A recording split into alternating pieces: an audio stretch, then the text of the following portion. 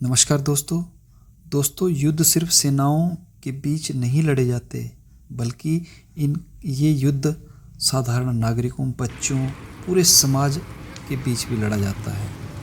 हमें लगता है सिर्फ बॉर्डर पे सेनाएं आपस में लड़ती हैं। जी नहीं, इसमें पूरे देशों के जो युद्ध में जुझते हैं वो आपस में लड़ते हैं, उनको परेशानी का सामना करना पड़ता है। तो दोस्तों, आज हम जानेंगे युद्ध के बाद और युद्ध के बीच में होने वाले प्रभाव जो कि नागरिकों, उन देशों की अर्थव्यवस्था और वहाँ के पर्यावरण पर पड़ते हैं, और देखेंगे कि ये प्रभाव किस प्रकार से वैश्विक और स्थानीय स्तर पर महसूस होते हैं। पहले बात करते हैं नागरिकों पर प्रभाव। दोस्तों, युद्ध का सबसे गंभीर असर वहाँ के नागरिकों, बच्चों, महिलाओं, बुजुर्गों पर पड़ता है। आइए कुछ युद्धों के कंटेक्स्ट में बात करते हैं। यूक्रेन युद्ध 2022 से लेकर 2025, जो बल्कि अभी भी चला हुआ है। अगस्त 2025 तक संयुक्त राष्ट्र मानवाधिकार कार्यालय ने 50,597 नागरिकों के हताहत होने की पुष्टि की है, जिसमें 14,116 की मौत और 36,481 घायल हुए हैं। इनमें से 12,000 के करीब मौतें विस्फोटक हथियारों से हुई हैं। अब आइए, यमन संघर्ष 2015 से लगभग चल रहा है में अनुमानित 3,70,000 लोग युद्ध के कारण मारे गए, जिसमें से 1.5 लाख से अधिक नागरिक सीधे लड़ाई में मारे गए। अब आइए, सीरिया युद्ध, गृह युद्ध की बात करते हैं। लगभग 2011 से चलता ही जा रहा है।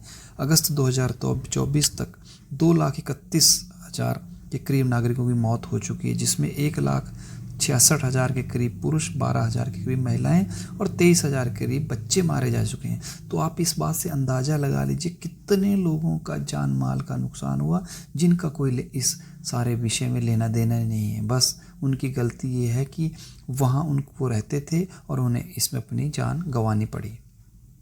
दूसरा पहलू की बात करते हैं, अर्थव्यवस्था पर प्रभाव। जी हाँ दोस्तों, जब युद्ध लगता है तो उन देशों की अर्थव्यवस्था पे सीधा प्रभाव पड़ता है। 2023 में हिंसा का वैश्विक आर्थिक प्रभाव $19.1 ट्रिलियन था, जो कि वैश्विक GDP का 13.5% था। यमन युद्ध के अनुसार युद्ध में लगभग 20 ट्रिलियन लोग मानवीय सहायता पर निर्भर हैं और 14.5 मिलियन लोग के पास पर्याप्त भोजन भी खाने को नहीं है।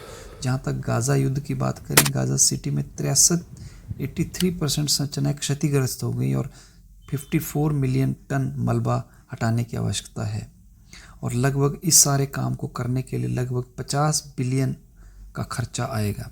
तो इससे आप आइडिया लगा लीजिए, उन पूरे देशों का तो ढांचा ही तहस नहस हो गया, वो क्या तरक्की करेंगे। तीसरा एस्पेक्ट है दोस्तों, जब युद्ध होते हैं तो सबसे ज़्यादा प्रभाव पर्यावरण पर पड़ता है। तो आइए जानते हैं युद्ध से पर्यावरण पर किस तरह से प्रभाव पड़ता है। अगर यूक्रेन युद्ध की बात करें तो युद्ध के करीब कारण लगभग 237 मिलियन टन कार्बन डाइऑक्साइड का उत्सर्जन हुआ है, जो देशों जैसे ऑस्ट्रिया, हंगरी, चेक गणराज्य, स्लोवाकिया के सुक्त वार्षिक उत्सर्जन के बराबर है।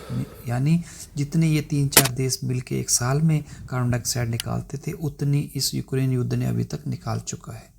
गाजा युद्ध का पर्यावरण पर प्रभाव। युद्ध के कारण जल स्रोत, कृषि, अपशिष्ट प्रबंधन पर गहरा प्रभाव पड़ा है, जिससे सार्वजनिक स्वास्थ्य संकट उत्पन्न हो चुका है। लोगों को स्वास्थ्य सेवाएं नहीं मिल रही, लोग बिलख बिलख के मर रहे हैं। तो दोस्तों, अगले एस्पेक्ट में हम बात करेंगे भारत और स्थानीय प्रभाव। दोस्तों, जब भारत के अगल बगल में या ग्लोबली कहीं युद्ध होते हैं तो भारत भी उससे अछूता नहीं रहता। शरणार्थी संकट, पड़ोसी देशों से आए शरणार्थियों के कारण भारतीय स्थानीय संसाधनों पर दबाव पड़ता है। आर्थिक प्रभाव, युद्धों के कारण आयात निर्यात में रुकावट आती है, महंगाई और रोजगार में भी प्रेशर पड़ता है, जिससे चीज़ें महंगी होती हैं और नौकरियां भी कम होती हैं। मानसिक स्वास्थ्य, युद्धों के कारण कहीं ना कहीं हर व्यक्ति को, आम इंसान को घबराहट होती है और उसे इनसिक्योरिटी फील होती है कि शायद कहीं यहाँ भी वो परिस्थितियाँ ना बन जाएं। तो दोस्तों, जब हम युद्ध की बात सोचते हैं तो युद्ध सिर्फ सेनाओं के बीच में नहीं लड़े जाते, बल्कि इनका असर नागरिक, समाज, अर्थव्यवस्था, पर्यावरण सब पे पड़ता है। हमें समझना होगा कि शांति, कूटनीति और सहयोग ही स्थायी समाधान है। युद्ध में लड़के कोई फ़ायदा किसी भी देश को, राष्ट्र को नहीं हो सकता। अगर आपको यह वीडियो समझ में आया हो, आपको जागरूकता हुई हो, तो इसे लाइक करें, शेयर करें और हमारे चैनल को सब्सक्राइब करें। याद रखें, शांति ही भविष्य है, हिंसा कभी भी समाधान नहीं हो सकता। जय हिंद।